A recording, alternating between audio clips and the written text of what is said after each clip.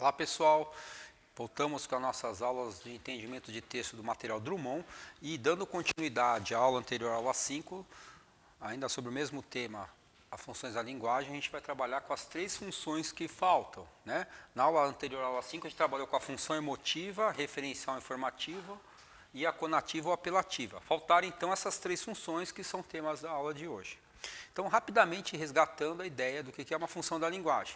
Tem os 6 elementos da comunicação e em qualquer ato comunicativo, esses 6 elementos têm que estar presentes, mas dependendo do ato comunicativo, eu tenho um deles ao qual é dada maior ênfase, maior destaque. Dependendo desse elemento que é dado maior ênfase, maior destaque, eu tenho uma função da linguagem diferente, né?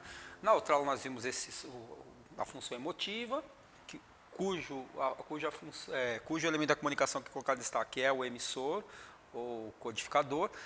A referencial informativa, que é aquela em que o que é colocado em ênfase ou em destaque é o referente, o assunto ou contexto. E a função conativa ou apelativa, em que o que é colocado em destaque é o decodificador ou receptor. Muito bem, vamos lembrar então que aqui a gente teria, nos elementos da comunicação, a mensagem. Então, quando a mensagem é colocada em destaque, num ato comunicativo, a gente tem uma função da linguagem conhecida como função poética ou função estética, que é justamente aquilo que caracteriza o texto literário. Na função poética ou função estética, a mensagem, a maneira de se dizer, a maneira de se expressar, faz toda a diferença. De novo, é aquilo que diferencia um texto literário de um texto não literário. Um mesmo assunto pode servir para você fazer um texto não literário e um texto literário. Eu posso pegar um evento cotidiano qualquer, fazer disso, por exemplo, uma notícia de jornal. Sim? Pode-se usar aquilo como argumento para convencer alguém em alguma coisa. Aquilo que aconteceu, pode me afetar de alguma forma e eu expressar meus sentimentos a partir daquilo.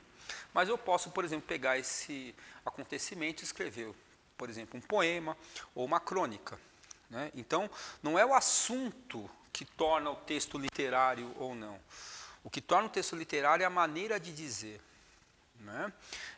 Num texto literário, ou seja, num texto em que há a função poética, a função estética, tão importante quanto aquilo que se diz, aquilo que se expressa, é a forma de se dizer. Eu posso dizer seus olhos são azuis, ou posso dizer seus olhos são espelhos do céu. Do ponto de vista informativo é a mesma coisa, mas do ponto de vista da construção da mensagem, o efeito que isso causa no interlocutor é totalmente diferente. Eu estou usando um sentido denotativo, outro eu estou usando um sentido conotativo ou figurado. Estou trabalhando com recursos expressivos, semânticos. Tudo bem? Isso é o que configura a função poética. Aquele exemplo que eu dei lá no primeiro vídeo, que eu falei do poema lírico, lembra que eu disse?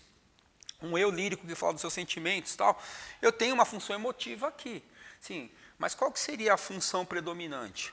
Poética ou estética. Porque aquele texto foi feito, antes de tudo, como um texto literário. Foi concebido como um texto literário. Foi concebido como um texto que explora recursos expressivos específicos da língua, com um objetivo estético. Ok? Outra função que a gente tem, que aqui equivaleria aqui no esquema ao lugar do canal de comunicação, lembra que o canal é o meio físico de transmissão da mensagem? É a chamada função fática. E a função fática, aquela em que se destaca o canal, a gente tem duas situações específicas.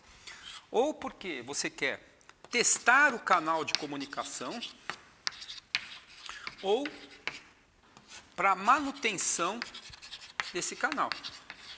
Então, vamos pegar aqui desses dois exemplos, né? Como é assim testar o canal de comunicação? Uma situação que ocorre todo dia, cotidiana, quando a gente atende ao telefone, né? Normalmente o que se fala quando se liga? Alguém atende, a gente atende, que se fala alô. O que significa, traduzindo do ponto de vista comunicativo, esse alô?